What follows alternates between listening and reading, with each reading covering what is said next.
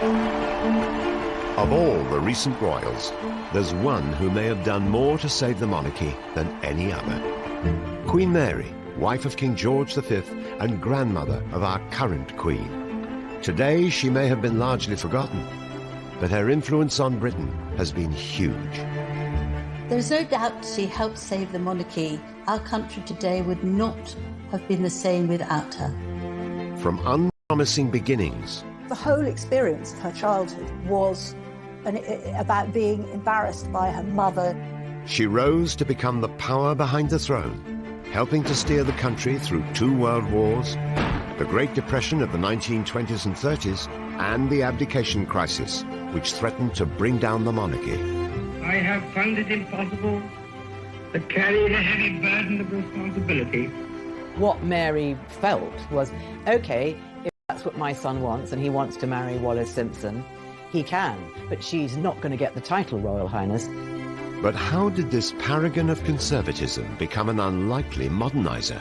And along with her husband, help redefine the role of royalty. They played a role really on the world stage, which made a huge impact on the idea of the monarchy as a global brand. How was she able to become the first royal to reach out to the working classes? Mr. Howells is an unemployed miner, and he and his family have the pleasure and honour of showing Queen Mary over their house. It wasn't any longer enough to just do away with it. And she and George V were the first of the royals to interact with the general public.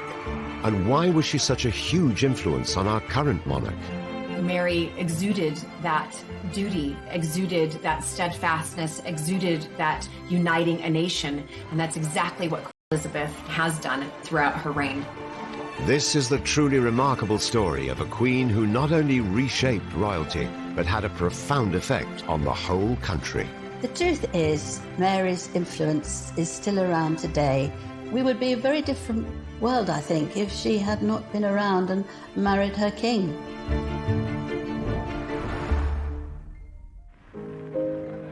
December the 15th, 1948. The christening of 4-week-old Prince Charles. Sat resplendent next to the Queen, her grandmother, Queen Mary, matriarch of the Windsor clan and a living link between the Victorian era and our present monarch. However, 4 years later, she would be mourned by the nation. Her devotion to the monarchy, her services to Britain, which will not be forgotten.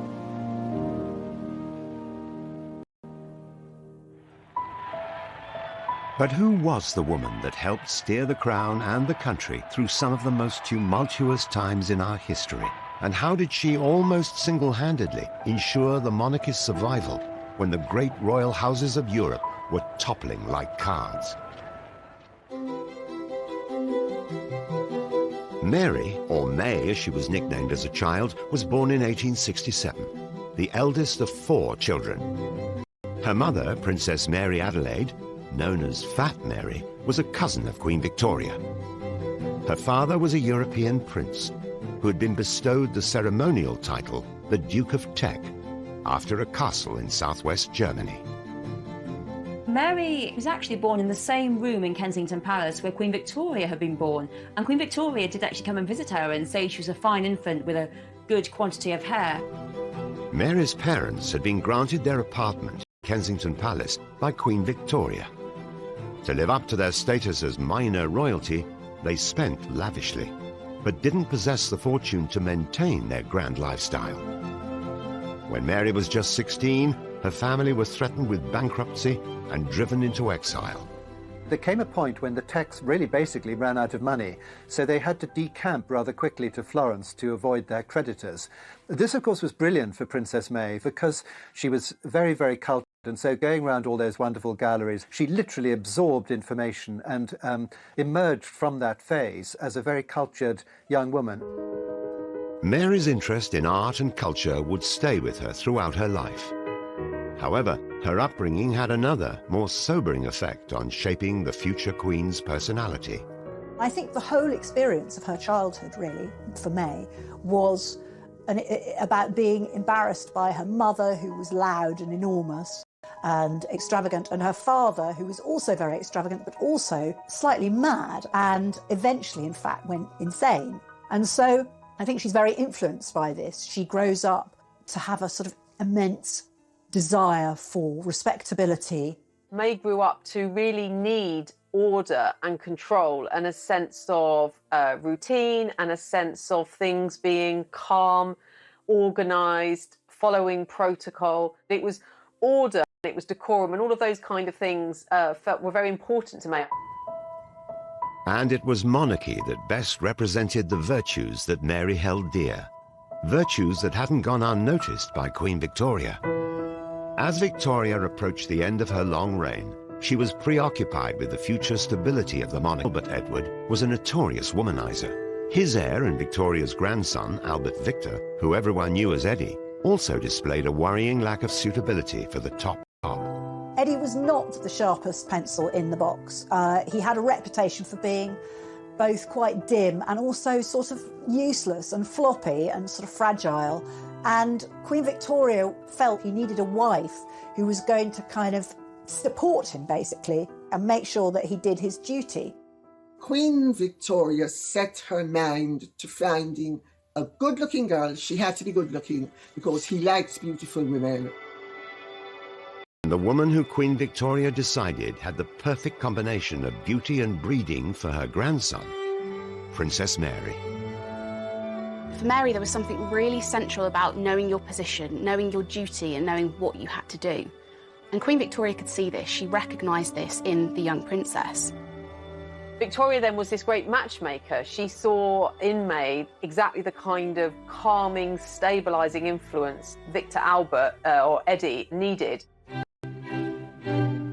Mary's devotion to the monarchy also made her an ideal future queen.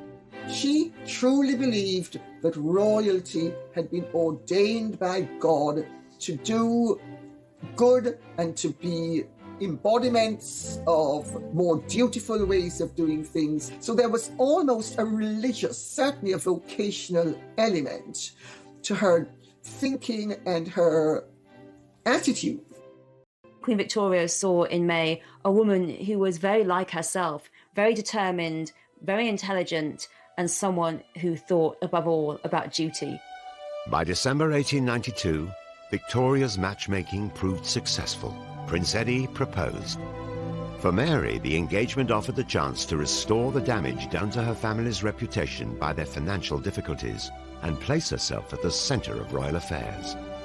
Royal matches were really about uniting royal families together. She wanted to help her family, her parents, and so when this opportunity of this very good marriage came up, she really had no choice but to say yes. At the time, there was no question of somebody falling in love and getting married. It was you just married who you were told to marry. A date was set for the wedding, but Mary's prospects would be cruelly dashed. Between 1889 and 1892, the world was struck by an influenza pandemic, which claimed the lives of around 1 million people. Even the royal family weren't immune. Just weeks before Mary and Eddie were due to get married, he was taken seriously ill. Tragedy struck. Eddie contracted the flu, which later developed into pneumonia, and on the 14th of January 1892, he died. The family had originally decided to meet at Sandringham to celebrate the union, but instead it became more of a mourning party. Princess Mary had been struck by the first of several tragedies that would mark her life. However, once again, Queen Victoria would play matchmaker and rescue her prospects. The man Victoria had in mind was now in direct line to the throne. Almost at once, Queen Victoria starts lobbying for her to marry George, who is the second son. Now, George, I think initially was shocked by this. He had loved his brother and he felt it was all too soon, but Queen Victoria was very bossy.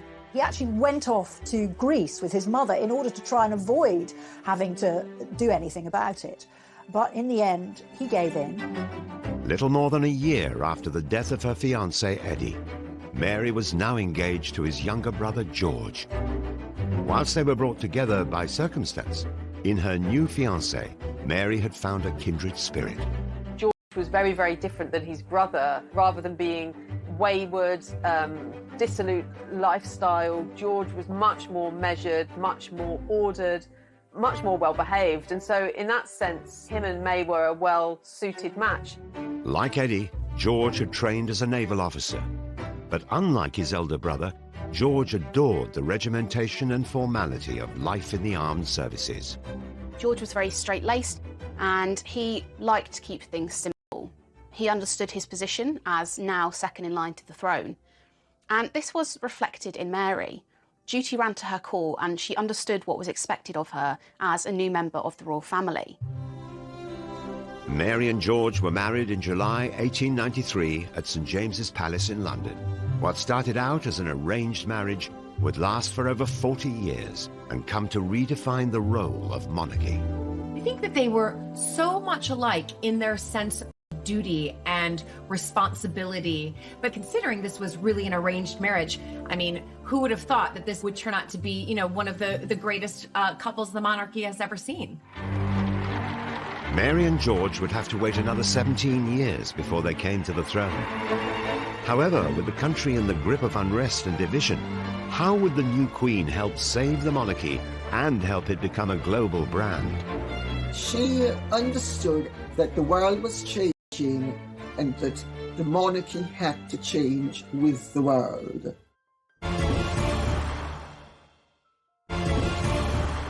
Tech, or Queen Mary as she would later become, was grandmother to our current queen, and the woman credited with helping to save the monarchy. The reverence for the crown she displayed as a young woman saw her being hand-picked by Queen Victoria to marry her grandson George, the future king. However, in the early years of their marriage, Mary's surroundings weren't as palatial as she'd hoped for. They lived in a modest cottage on the Sandringham estate, which was a wedding present. And this suited George very much. He liked shooting, he liked all kinds of country pursuits. What he did in those years was to shoot whatever bird happened to be in season at the time of the year. Now, I don't think Queen Mary was particularly interested in outdoor country sports, but she was a very dutiful wife, and so she accompanied him, you know, wherever he was. Mary would give birth to 6 children, including 2 future kings.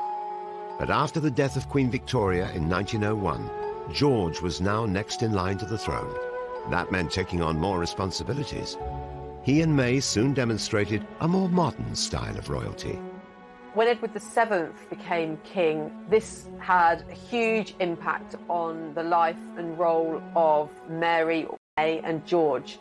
They became heirs apparent and they were to have a role which was increasingly important to the precision and the perception of the monarchy. In particular, they played a role really on the world stage. They went on a 6-month tour of India, which made a huge impact on the idea of the monarchy as a brand, as a global brand. However, for Mary and George, the dedication to their royal duties came at the expense of their children. She was not a natural mother. She was more sort of committed, perhaps, or duty-bound to the institution of monarchy and to the royal family rather than her own children, who were brought up by governesses. I think certainly affection wasn't something that she displayed lavishly. But ultimately, family was about the firm. It was about the royal family. It was about doing your duty. And I think ultimately that came above everything else. In May 1910, Edward VII passed away after just 9 years on the throne. His son George was now king and Mary was queen. However, the changing of the guard also seemed to herald a return to the 19th century ideal of monarchy. Edward VII was a very colourful king, and so his death marked a sudden change, particularly then with the accession of George and Mary, who were seen as complete opposites. They were very much seen as a very conventional couple, committed. Despite their different outlooks, George was overawed by the prospect of replacing his father as king. Shortly after Edward's death, George confided in his diary, "I have lost my best friend and the best of fathers, but God will help me in my responsibilities, and darling May will be my comfort as she has always been." He dreaded becoming a king, but for him duty was everything, and so he knew he had to step up to the mark. And for that, I think May was very, very important, because although they had this rather strange, stiff marriage, he knew that she would always support him, and she did. On the 22nd of June the following year, huge crowds lined the streets of Westminster to witness George's coronation, with Mary at his side. The coronation was an amazingly well-choreographed traditional ceremony. And for somebody like May, she had a great interest and understanding of the historical significance of the coronation and the whole history of monarchy. And for her, she feels her life has changed by this completely. But despite the joyous scenes of the coronation day, the future of the monarchy itself was far from assured. The rise of democracy meant the old order was under threat. Many of the crowned heads of Europe, often related to the British royal family, would soon be swept away by the Great War. Back at home, the country was in political turmoil. George came to the throne at a quite inauspicious time. There was a growing sense that the Constitution needed reform, that the House of Lords needed to be reformed. Sensitive to public opinion, soon after George came to the throne, he was asked by the Liberal government of the day to assert the supremacy of the Commons over the House of Lords. King George V's actions were visibly saying to the people, the royal family is here for all the people. It's not here for the aristocracy. George and Mary not only had to cement their popularity at home, they were also faced with the task of holding together the British Empire, which counted around a quarter of the world's population as its subjects. Nationalist movements all over the empire were agitating for independence, nowhere more so than India.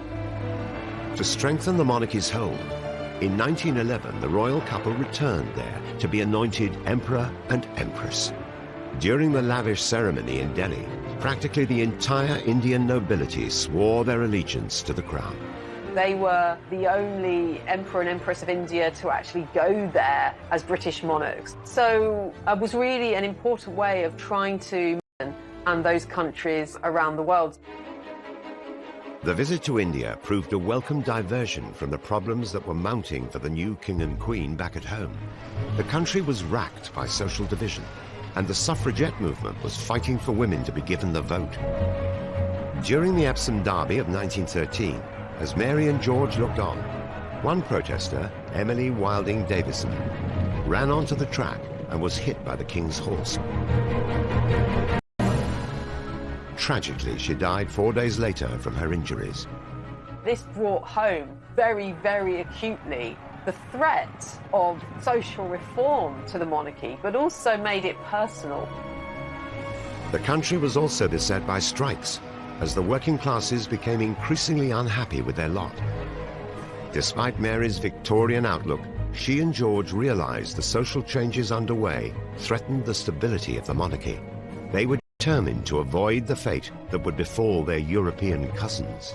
Mary and George realised that there was a job of work to do to find a place for the monarchy in the midst of these great tides of social and political unrest and agitation. They were instinctively conservative, but they knew that they needed to be amongst the people, aligning themselves with the social strife, the troubles, the life really of many of the factory workers who were looking for an improvement in their conditions. The couple embarked on a series of visits to working class communities in some of the poorest parts of the country. There are really quite serious strikes, railway strikes, miners' strikes, which seem to sort of threaten to paralyse the economy. And George V and Queen Mary really believe that the Crown has a part to play in kind of making contact, reaching out to the working classes and to the industrial areas. So for the first time, the King and the Queen may always insist on accompanying him to these visits. As someone who believed that the role of the monarchy was to set an example to the working classes, Mary was an unlikely modernizer. She understood, as did King George V, that the world was changing and that the monarchy had to change with the world. It wasn't any longer enough to just do a wave. And she and George V were the first of the royals to interact on a consistent basis, not only with their courtiers and fellow royals, but with the general public. Queen Mary's first call is at the Garth Unemployment. Years later, Queen Mary would demonstrate her common touch when she undertook a tour of the mining villages of South Wales. Queen Mary insisted that she go to a miner's cottage. So what happened was she went to the miner's cottage, visited the miner, and perched on his kitchen stool and drank a cup of tea. He and his family have the pleasure and honour of showing Queen Mary over their house, including even the scullery. What she felt very strongly was that if she was seen as being very friendly with the working classes, chatting with a miner in his kitchen, drinking a cup of tea, the Queen herself, that it would strengthen the monarchy. Mary would display a surprising affinity with the working classes throughout her life. But just 4 years into her and George's reign, war was looming. Mary's example during the conflict would help unite the country and preserve the institution to which she devoted her life. She, without question, helped save the monarchy when so many royal families around Europe no longer existed.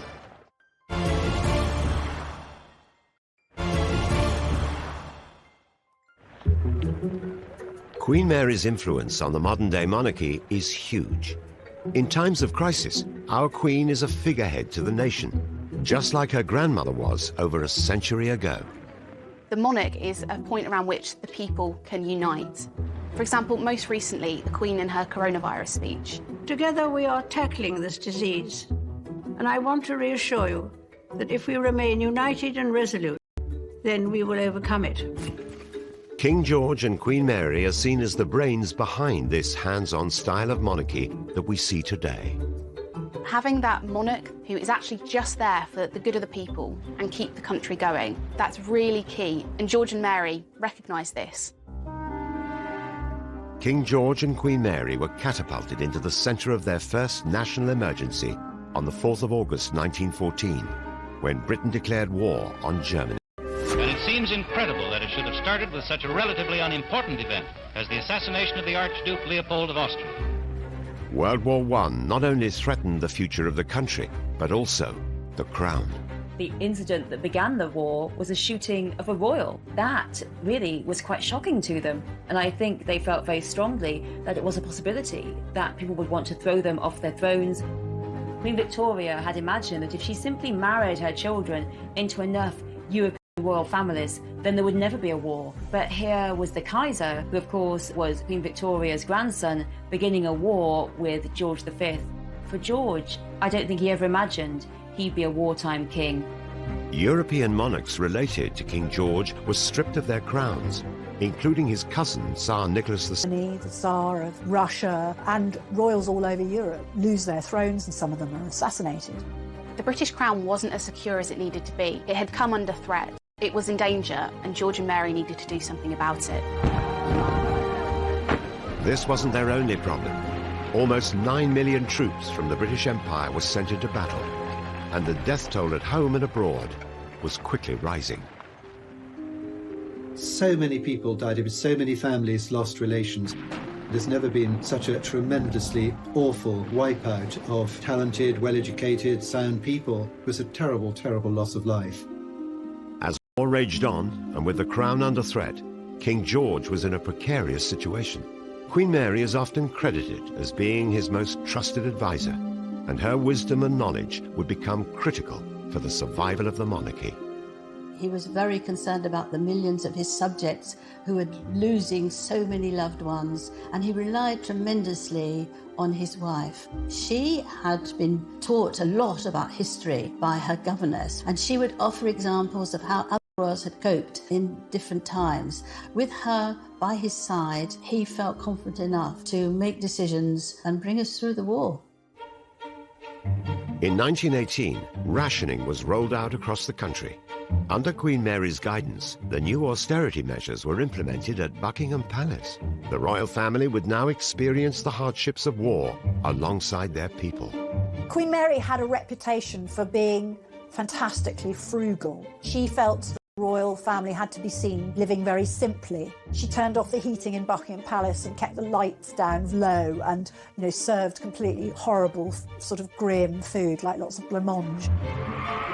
This was a clever and popular move by the Queen. But driven by her duties and the survival of the crown, work didn't stop there. Her selfless nature would leave a lasting legacy.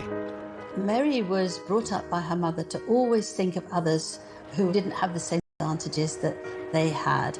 And despite being shy, she attached herself to numerous charities. She passed this on to the Queen Mother. She passed it on to our Queen. And I suppose you could compare all three of them to a stick of rock, and that wherever you broke it, the word duty ran all the way through.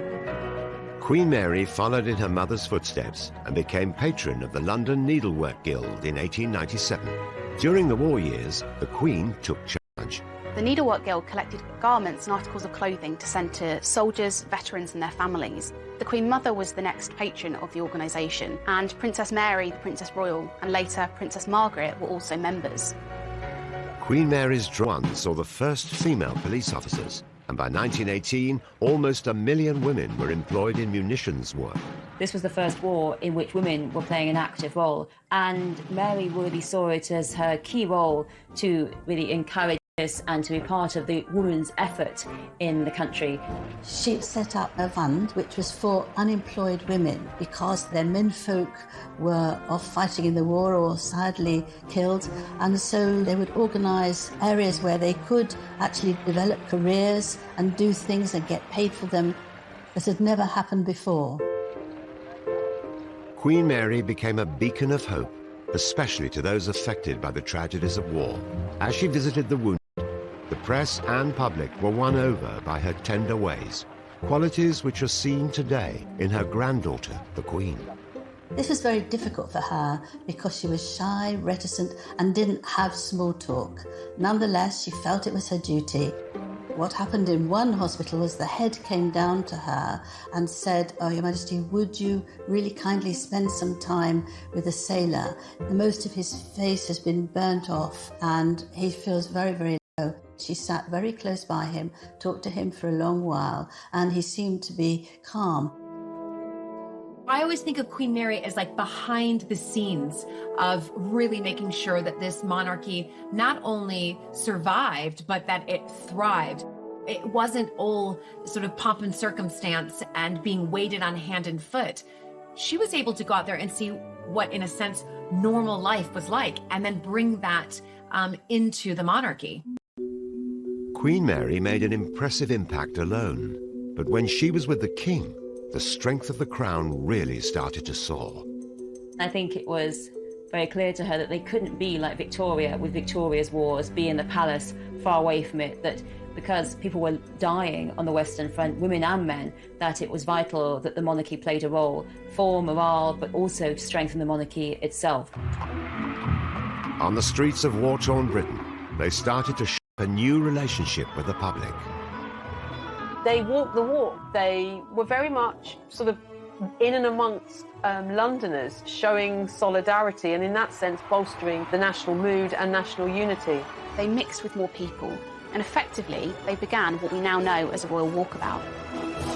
With crowns across Europe falling left, right and centre, they knew that actually these changes need to be permanent to ensure the British crown did not befall the same fate. I think that was really the start of where we see the monarchy and the royal family today.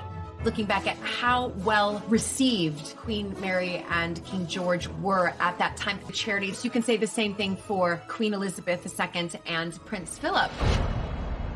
With thousands of troops losing their lives, anti-German feeling was rife, and the royal family's background was soon brought into question. As war weariness set in, there were some very, very outspokenly nationalistic newspapers who intimated that actually the British royal family was too German and that actually it secretly had sympathy with its German relatives. When the royal family were at Windsor Castle, there were many reports given to the police that they were shining out lights from Windsor Castle to German U-boats to come and invade. Actually, when the police investigated, it was the lights of the local vicar going home, his car lights. The king had to take action. In 1917, he changed the royal family name from the German dynasty of Saxe-Coburg-Gotha to Windsor, after the much-loved castle. That rename was a huge statement of Englishness, that George and Mary knew that the survival of the monarchy, they had to really cut ties with that German background.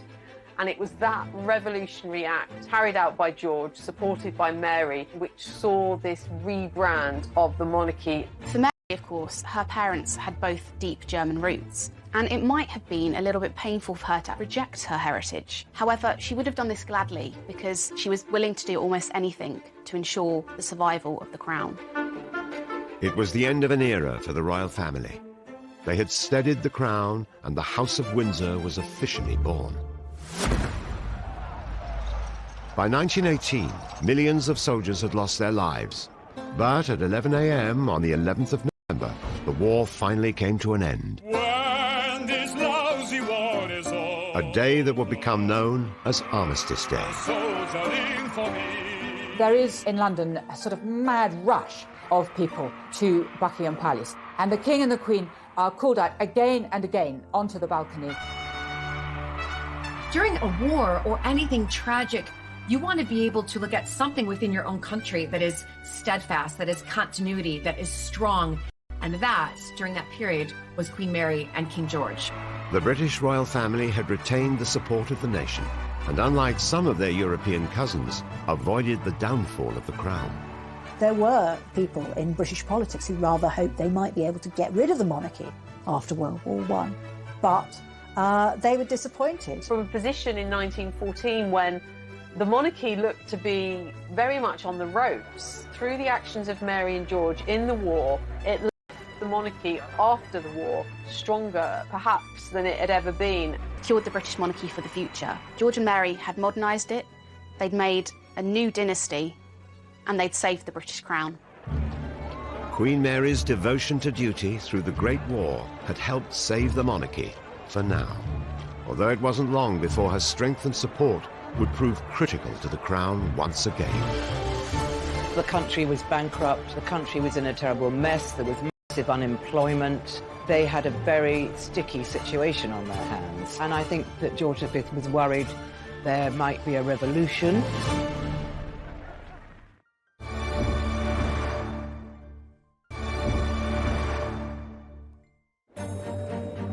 The role of royal consort is often a difficult one.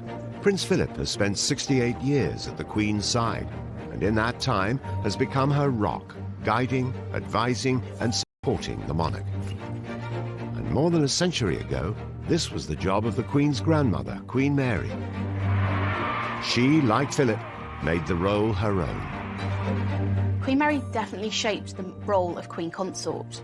There were more royal visits, she helped him write his speeches. I have much pleasure in declaring the dock open for use. And of course, she used her bookish ways as one of the cleverest members of the royal family we've possibly ever had to actually influence her husband and the way he dealt with politics. She was very quietly the power behind the throne, probably in a very similar way that the Queen Mother supported George VI. With Mary as his committed consort, King George had emerged more popular than ever from the Great War. However, the celebrations were short-lived. Just a few months later, their youngest son, John, who had epilepsy, passed away. She writes in her diary that she's very sorry and that it's incredibly sad, but she never refers to him again. I think that she felt very deeply that it was her job to remain strong, both in public, but also for her husband and for the family and for the crown. Along with their personal problems, post-war Britain presented the House of Windsor with a new set of worries throughout the later years of the King's reign. £600 million has been spent in unemployment pay. The country was bankrupt, in a terrible mess, there was massive unemployment. They had a very sticky situation on their hands, and I think that George V was worried there might be a revolution. The world really shifted, and George and Mary were aware of that, and they had to shift with it. It's under King George and Queen Mary that the working classes demand for more representation, that women get the vote, and that everything becomes a more egalitarian society and side over this period of huge social change. King George and Queen Mary were seen by many, including their family, as unlikely modernizers. But to keep themselves relevant and revered by the public, they began to embrace the changing face of Britain. They were conservative with a small c, so much so that their son David said that they were waging a private war with the 20th century. Although they didn't like change, they understood that it had to be done. One of the biggest changes was in 1924, when James Ramsay MacDonald became the first Labour Prime Minister. The King makes this very strong attempt to befriend the Labour Prime Minister, and the Queen, too, plays an important part in trying to invite the Labour wives to court and make them feel at home. This is politically really important. With this huge political and social change happening around them, it was the British public who really needed convincing by the Crown. George and Mary really go out to try and win over the British public, be seen to be visiting all sorts of different parts of Britain. They were seen at industries fairs, visiting charities, visiting hospitals, travelling quite a lot through England, and being seen much more widely. The public appearances endeared the King and Queen to their people, and, crucially, the press. Pathé News would record what they were doing. The British public would get to know them much better than previous generations than it had been possible. Queen Mary understood the value of publicity. She regarded it as her royal duty to cooperate with the press. She would always stop and let a photographer get his photograph. With their reputation on the rise, the King and Queen decided to go one step further and use technology to bring their voices straight to their people. If monarchy was to survive, it had to reach the working classes, and the working classes had to back it up. This is what George V and Queen Mary understood in a way that many other monarchs did not understand, hence why many of them ceased to exist. In 1923, the King and Queen recorded a message for Empire Day together. On this day, my people in all parts of the world join to celebrate their unity and to draw closer the common ties which hold them together. Think always of what you can do to make your homes happy. The spirit of the good home is one of the best things in the world. The emergence of a more modern life, but as the King's health deteriorated, he looked to the Queen to take on a more prominent role.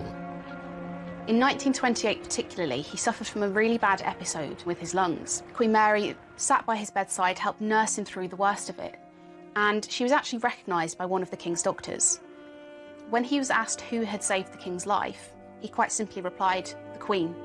He really did suffer from periods of great exhaustion, and in some sense the energy of the monarchy, as had been so visible during the early years of the reign, really now was focused on Mary.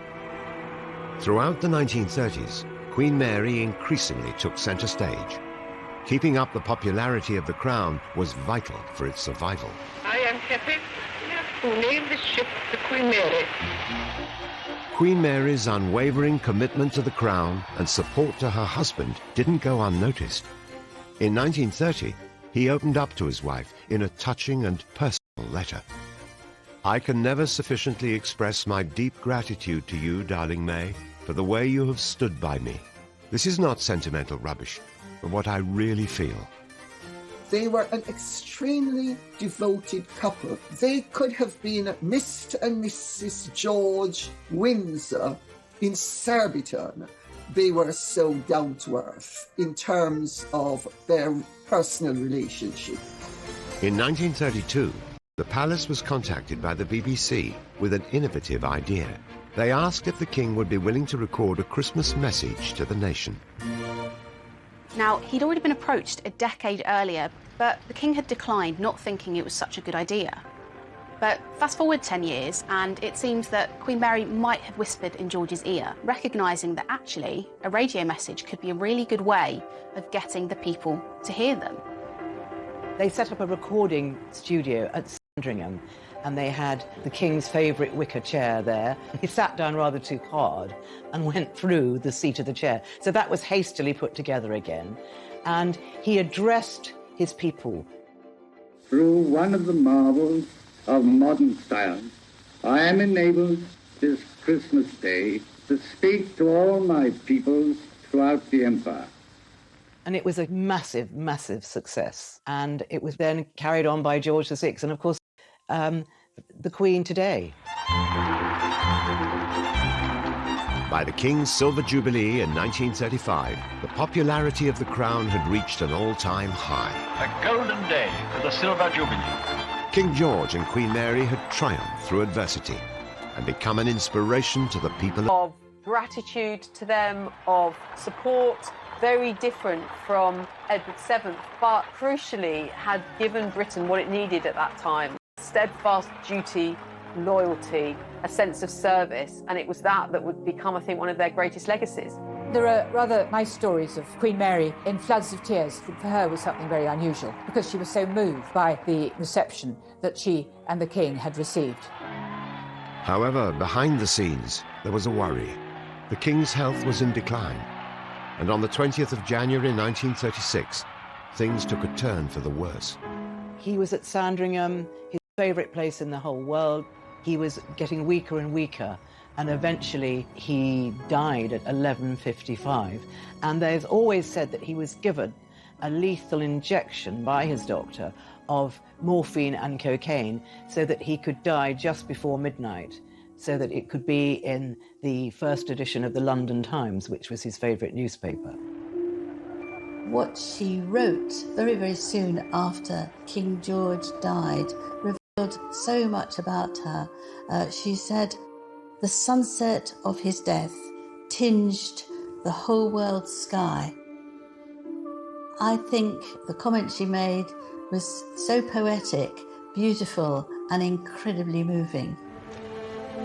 On the 28th of January 1936, the funeral took place, and people from all over the country lined the streets to pay their respects to their beloved king. And so we turn the last page of this chapter of sorrow. In sadness he passes, His Majesty King George V, mourned by the whole world. The nation was distraught. They went into mourning. Everybody was in mourning. There was this figure that to their mind represented continuity and stability, and suddenly he was no longer there. As long as he lived, he was the guiding star of a great nation. When he died, the little children cried in the streets. King George, with Queen Mary by his side, had transformed the British monarchy, setting the House of Windsor a high standard for the future. The death of George V ended a progressive period for the British monarchy. He and Mary had decided what was necessary to take the royal family forward and to secure the monarchy for the future. I don't think we would be speaking about King George V in the same way that we talk about him now in present day if it hadn't been for Queen Mary and her influence on him, steadfast, strong, clever, and having his ear. Britain now had a new king, Edward VIII, but King George V was still on the forefront of everyone's minds, and the future of the crown. And a huge sense of unease, really, about what was to come. People were shaken, and no one, obviously, more than Mary herself. Even in her grief, Queen Mary continued shaping the British monarchy, and her commitment to the crown remained as strong as ever, even when it was under threat from her own son. She couldn't understand how somebody was prepared to throw away all his heritage and all the things that people expected of him for the sake of one woman.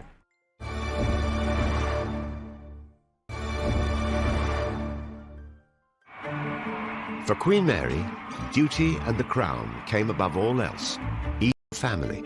She and George had 5 sons. 2 of them would go on to become king. The first was Edward. When his father passed away, he became Edward VIII. When I say the king, what do you mean by launching a ship? Leslie said that's a woman's job, not a man.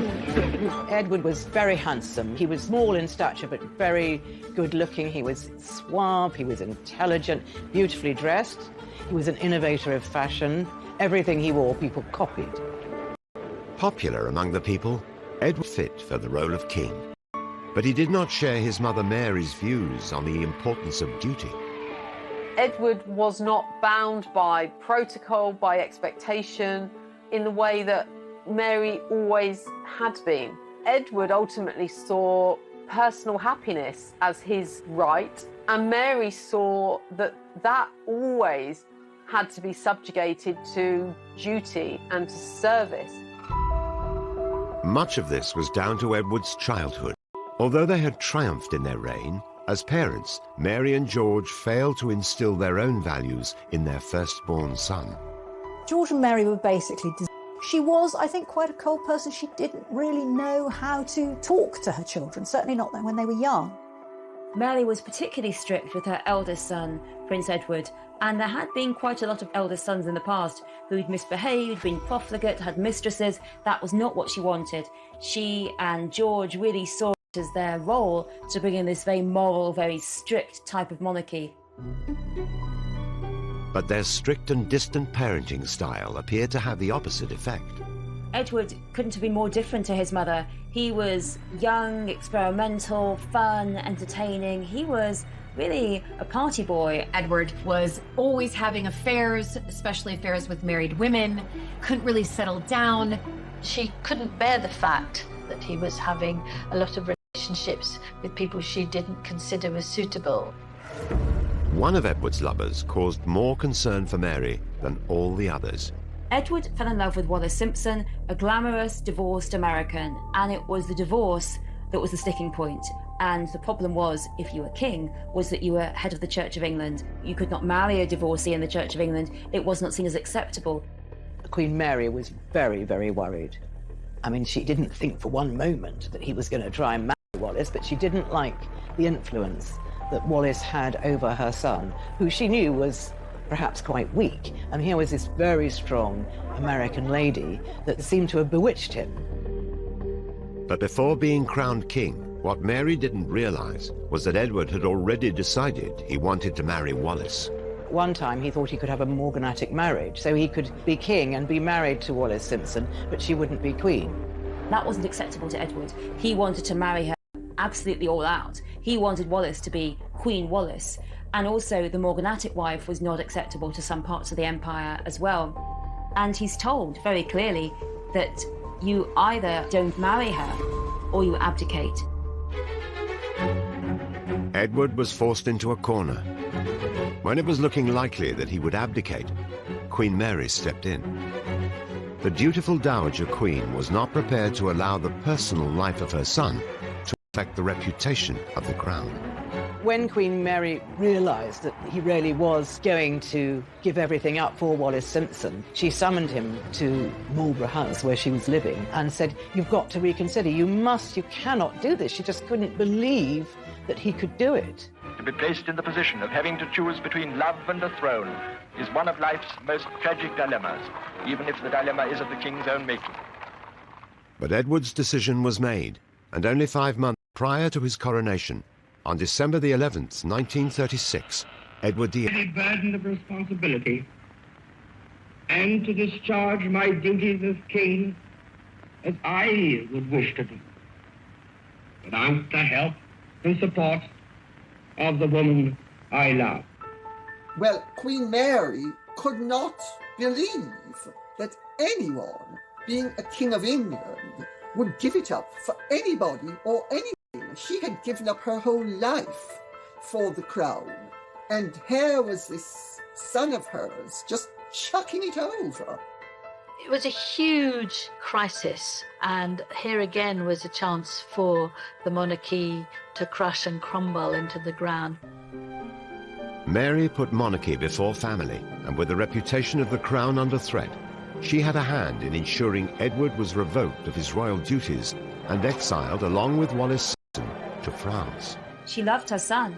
But if he abdicated, that meant she could no longer see him. He was in exile. She would not go to his wedding. If he was to have children, she would not meet them. Well, I think what Mary felt was, if that's what my son wants and he wants to marry Wallis Simpson, he can. But she's never going to be a Royal Highness to me, and she is not going to get the title Royal Highness, and he can stay out of this country because I've got to help my second son take his role as king, and I don't want my first son interfering and trying to maybe stir up affection for himself because people loved him. Edward was given the title Duke of Windsor and was not allowed to return home without permission. His brother Bertie, the Duke of York, became King George VI. He was the second of Queen Mary's sons to become king and was known for his stammer and shy, retiring nature. Everybody thought he was going to be a shambles and that his inadequacies would jeopardize the continuity of the monarchy. It was a huge personal crisis for Queen Mary. Everything that she and her husband had built up together potentially could bring the whole monarchy down. Mary, as Dowager Queen, had to do something that no other Dowager Queen had done. Most Dowager Queens, after their husband dies, really, they get to step back from the public role, and that simply wasn't the case for Mary. She was expected to be out there, to be showing her support for her son, for George VI. And on the 12th of May 1937, Queen Mary's support was on full display at the coronation of King George VI, breaking with age-old tradition. Mary made a very significant decision, and that was to go to George VI's coronation.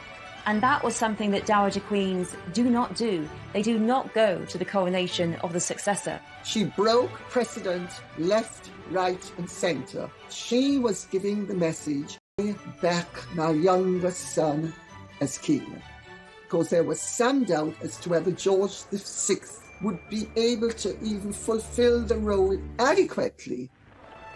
However, thanks to the support of his mother Mary, George would quickly prove to be a powerful symbol of courage and fortitude at the outbreak of the Second World War, just 2 years into his reign. For the second time in the lives of most of us, we are at war. George, in those activities through the war that him and the later Queen Mother performed, were very much inspired by Mary, leading from the front, showing a sense of solidarity with people and guiding her son through another war that left, once again, the monarchy strengthened by it, not undermined as it may well have been. Mary was ruthlessly determined to protect the monarchy, even putting it above her son. By instilling the same principles and dedication in Queen Elizabeth, Mary would prove to be a huge influence.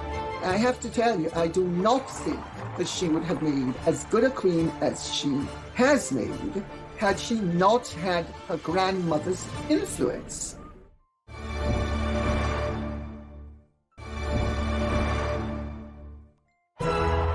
Queen Mary weathered many storms in her time as consort to George V. Public scrutiny, war and political change all threatened the monarchy. But despite the chaos of the world, her sense of duty to the crown was something she was keen to pass on to future royal generations. Mary was very aware that Elizabeth would be queen one day, that she was next in line to the throne. Queen Mary, I think, had a real sense of responsibility in instilling in the young Elizabeth the kind of values which she knew would ultimately be needed if the monarchy was to endure. Mary felt very strongly that Elizabeth should be having more education in history, in geography, learning about her country, and she took it upon herself to take Elizabeth and Margaret out on outings to galleries and to really try and show them around, because Princess Elizabeth's parents were a little bit distrustful of education. Mary also felt that as future queen, Elizabeth's education should include etiquette. The first thing she taught young Princess Elizabeth was to sit up straight and to stand straight, not to fidget. And she made sure that the pockets of the princess's coats were sewn up so she couldn't put her hands in her pockets. And she also taught them the royal wave with a handkerchief. And Elizabeth said to Margaret, handkerchiefs are for waving, not for blowing your nose off. The same royal qualities which she in her time had exemplified. Here is a charming picture, the elder generation and a sovereign of the future. But above all, Mary wanted to instill in her what it meant to be royal, as depicted in this stirring scene from Netflix's The Crown. Monarchy is God's sacred mission to grace and dignify the earth, to give ordinary people an ideal to strive towards, an example of nobility and duty to raise them in their wretched lives. Monarchy is a calling from God. This wasn't a job to her, and she felt that she had been chosen to do this, and she instilled that in the young Princess Elizabeth, that duty was all important and self was not important.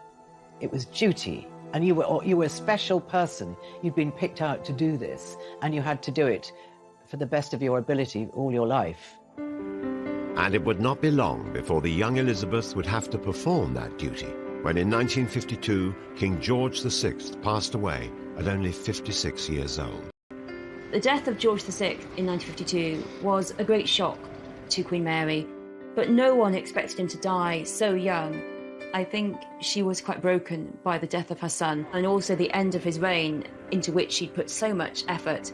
I do think that the death of George VI had a great effect on Queen Mary, and really you start to see a rapid decline in Queen Mary. Even though it was her beloved granddaughter who was on the throne, even though she'd been devoted to Elizabeth ever since she was a little girl. Sadly, soon after the death of King George VI, and only 10 weeks before Elizabeth's coronation, Mary passed away. Queen Mary has for so long been a familiar presence in Britain's way of life. Her standards have so greatly helped to build British ideals of conduct that it will be both strange and sad not to see her in the future taking her accustomed part in the life of the nation.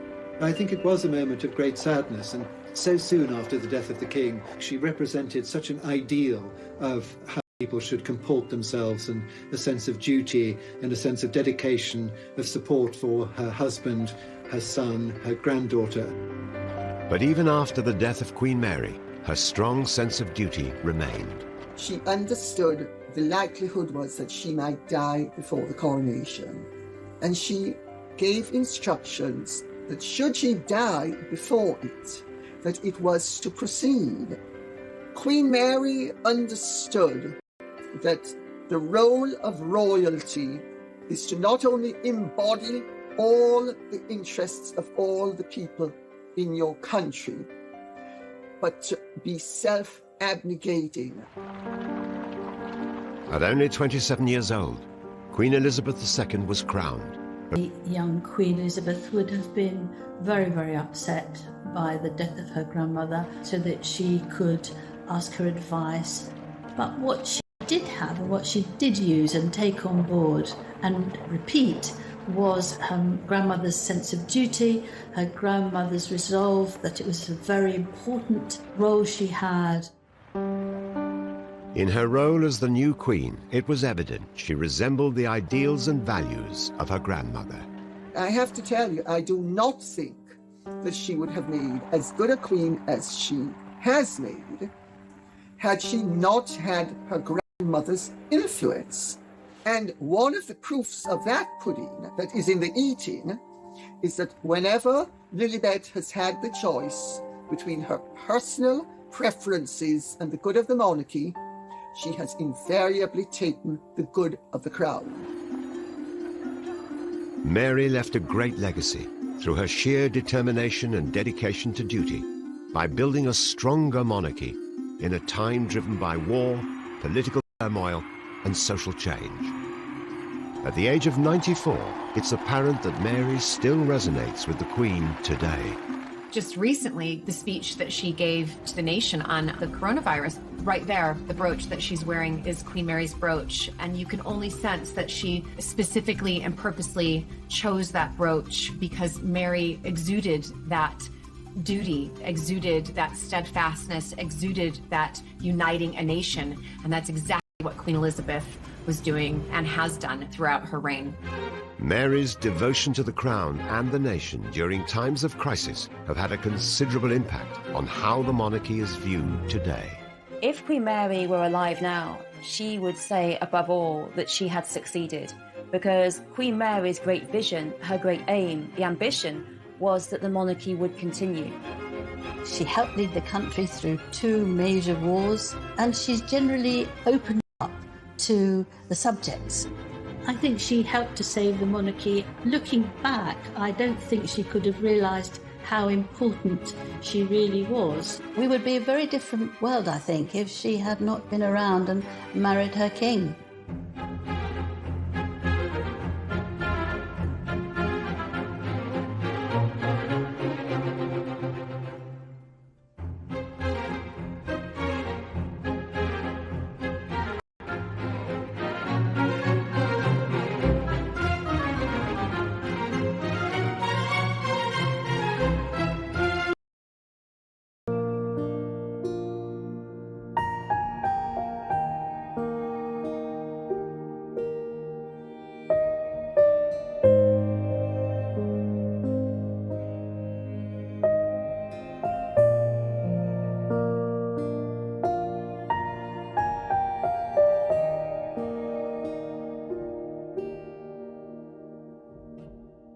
In her new fiancé, Mary had found a kindred spirit. George was very, very different than his brother. Rather than being wayward, dissolute lifestyle, George was much more measured, much more ordered, much more well-behaved. And so in that sense, him and May were a well-suited match. Like Eddie, George had trained as a naval officer. But unlike his elder brother, George adored the regimentation and formality of life in the armed services. George was very straight-laced and he liked to keep things simple. He understood his position as now second in line to the throne. And this was reflected in Mary. Duty ran to her call and she understood what was expected of her as a new member of the royal family. Mary and George were married in July 1893 at St James's Palace in London. What started out as an arranged marriage would last for over 40 years and come to redefine the role of monarchy. I think that they were so much alike in their sense of duty and responsibility. But considering this was really an arranged marriage, I mean, who would have thought that this would turn out to be, you know, one of the greatest couples the monarchy has ever seen? Mary and George would have to wait another 17 years before they came to the throne. However, with the country in the grip of unrest and division, how would the new queen help save the monarchy and help it become a global brand? She understood that the world was changing and that the monarchy had to change with the world. Tech, or Queen Mary as she would later become, was grandmother to our current queen, and the woman credited with helping to save the monarchy. The reverence for the crown she displayed as a young woman saw her being hand-picked by Queen Victoria to marry her grandson George, the future king. However, in the early years of their marriage, Mary's surroundings weren't as palatial as she'd hoped for. They lived in a modest cottage on the Sandringham estate, which was a wedding present. And this suited George very much. He liked shooting, he liked all kinds of country pursuits. What he did in those years was to shoot whatever bird happened to be in season at the time of the year.